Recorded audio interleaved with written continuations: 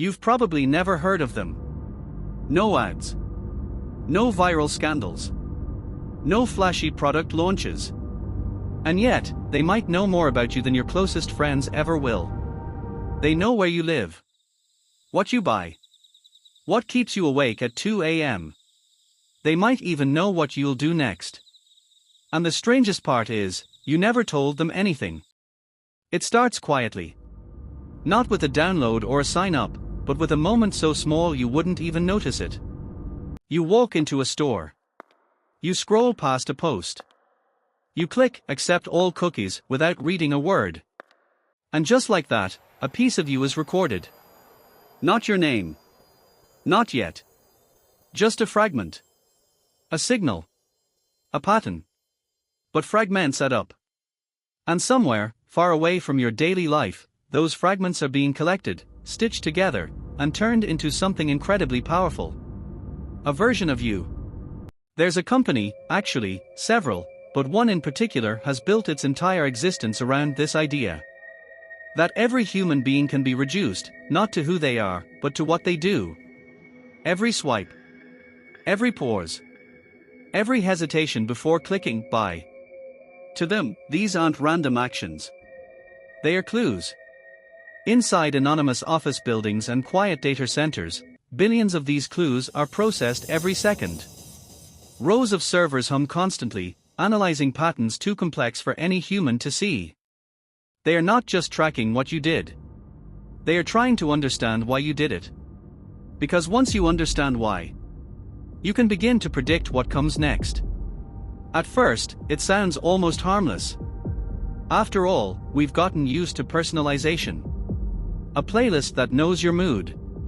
A shopping page that just happens to show what you were thinking about. It feels convenient. Helpful, even. But behind that convenience is something much deeper, and much more unsettling. Because these systems don't just observe behavior. They learn from it. They build profiles, detailed, evolving models of who you are. Not just your age or location. But your fears. Your habits. Your weaknesses. They can tell if you're impulsive. If you're anxious. If you're likely to take risks. And they don't need you to tell them any of it. They infer it, quietly, from patterns you didn't even realize you were leaving behind. One former data analyst described it like this. It's like watching someone's shadow, and eventually realizing you can predict their next move just by how it shifts. That's what this company does. It studies the shadow of your behavior, until it knows you well enough to anticipate you. And here's where things begin to change. Because once a system can predict behavior, it can also influence it. This is the power of aggregated data. Not one piece of information, but millions, layered together, revealing something deeply human. But the story doesn't end there.